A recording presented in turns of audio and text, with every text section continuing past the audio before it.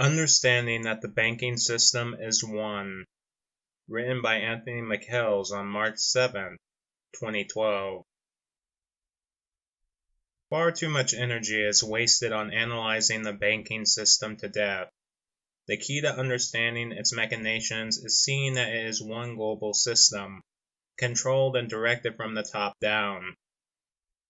Shifting the blame from governments to central banks to Wall Street is just a distraction.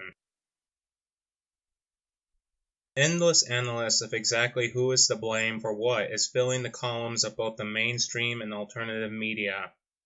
Is it Wall Street, the central banks, derivatives, politicians, economists, greed?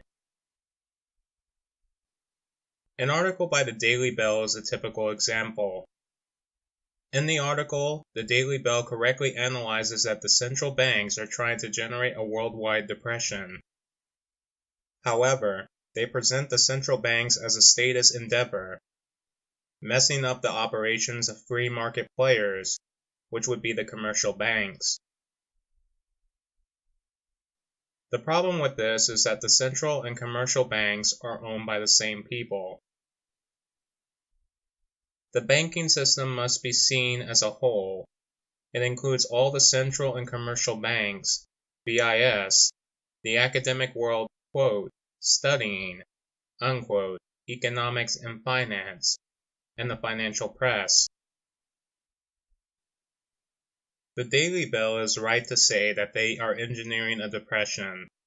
They are wrong to suggest that the CBs are responsible for this, while the commercial banks are not. Yes, the commercial banks are on the receiving end of the CBs, but they are all just mere links in a chain of command and control. Central banks were created by the commercial banking community as lenders of last resort because they went bust so often. They needed the CBs to maintain a certain stability within the system. Otherwise, they would not have been able to maintain their monopoly on currency. Nowadays, CBs are all-powerful financial juggernauts allowing the money power full control always.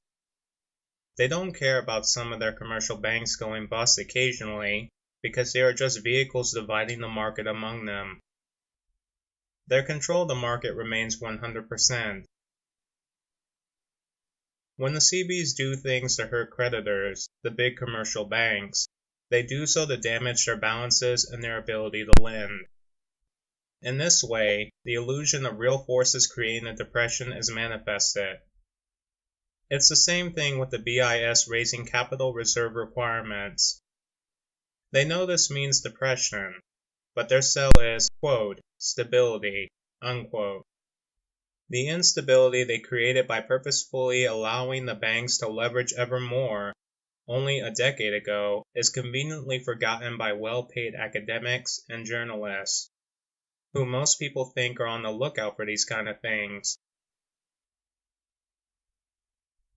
Stagflation is easily created by combining a deflationary bust with rising prices for commodities through speculation.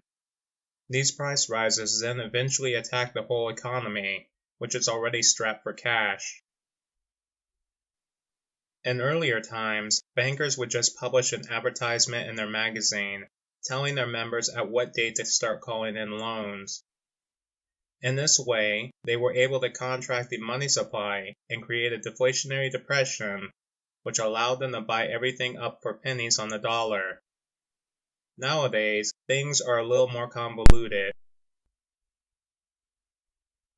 But for the few men controlling the system, it is not. They just order, create depression now. Their executives push the buttons, and voila. Yes, it is a gigantic control grid. It is very complicated and difficult for them to maintain control. Nonetheless, it is still a system being worked. Those that work it are the most powerful men in the world.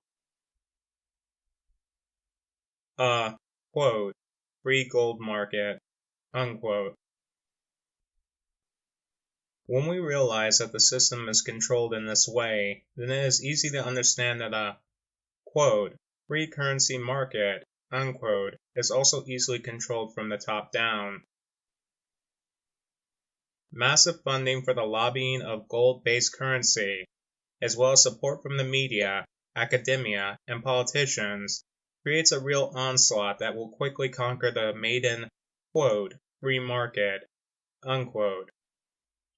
This conquest will be solidified by the contraction of the money supply by those who control the world gold reserves. Conclusion. The banking system is one. It is controlled from the top down by those called the money power. It's global and it rules finance. It dominates every government on the planet.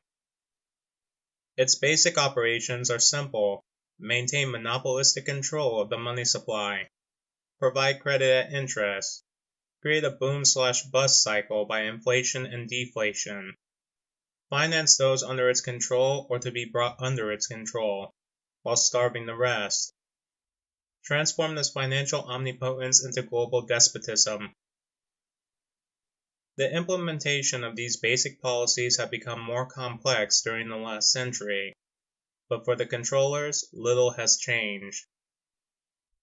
This is basically all we need to know about the problem. There is no need to endlessly analyze what the CBs are up to now, or what Goldman Sachs is doing next. They're busy doing what they've always done. We should be busy deserting the system and building new, really free and independent currencies instead.